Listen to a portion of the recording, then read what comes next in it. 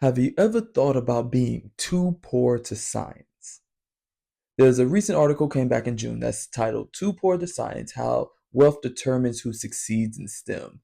And very short article, you should give it a read, but it really made me reflect on my personal journey, seeing the wealth gap between me and a lot of the colleagues and a lot of my fellow classmates that I went to school with, not only in undergrad, but in grad school and in a postdoctoral fellowships. And it really made me think, wow, yeah, like there was times where I was dead broke. And I'm gonna give you one really, really good example. When I was living in Atlanta and I was going to Georgia State University, I was a master's slash PhD student, and I lived in the hood. I lived if you from the A, I lived on the border of East Point and College Park, right? And then also when I moved, I lived near the West End, which I heard is getting gentrified now. But I lived on the south end of town, while everyone in the lab that I worked in lived either downtown or the north end of town, right? So, and it was funny because they lived in these really nice apartments, these high rise apartments, these really nice neighborhoods, and they could go home at night. For me, at night, I had to go to work. I worked security at night, right? Because I wasn't getting paid enough to live.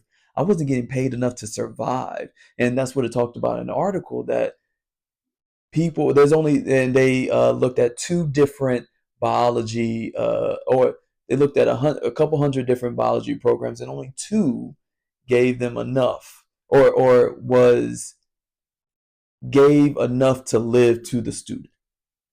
So it really made me think. I was like, wow, we living below the poverty line, and I continue to live below the poverty line, right? Because on the weekends I had to work. I had to work a security job as well. So on nights and weekends I had to work to survive, just to live this dream of doing science, right? They wasn't giving me enough to live.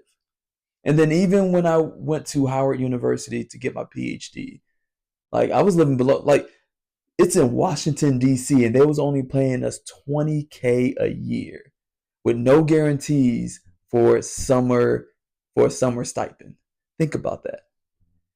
So we wasn't getting paid enough to live, but if you have the financial stability from your parents or whatever, you're not too worried about it. That stress, that the stress, the unseen cost of doing science, you don't see that. You don't realize that. You don't actualize that in your journey as you matriculate through your journey. And many people stop because it's not worth it.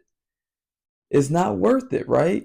There's so many different times where this thing has been expensive and they haven't and it hasn't reaped, I haven't reaped the dividends. I haven't reaped the benefits from it yet.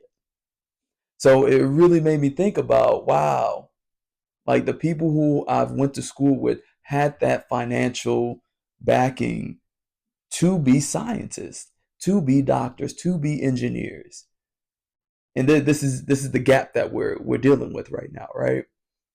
As the government continues to pull or strike DEI down, strike down anything that has to do with diversity and inclusion or equity, strike down research funding, strike down all of it.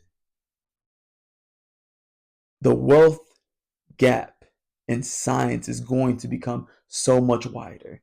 And there's going to be a large brain drain. And that already is, but it's going to continue to decline as we continue down this really, really dark road. I'm scared to see what happens, but there are ways we can fix it. And it talks about it in the article, so go read that.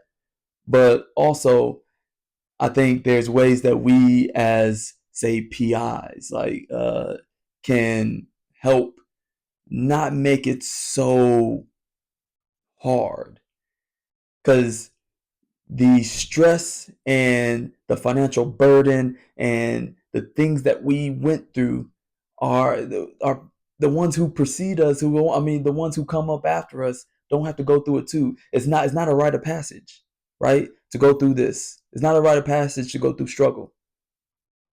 So let's try to not to make the ones that's coming up behind us, the ones that we mentor, the ones that we allow into our lab struggle, right? And if you can help, help, right?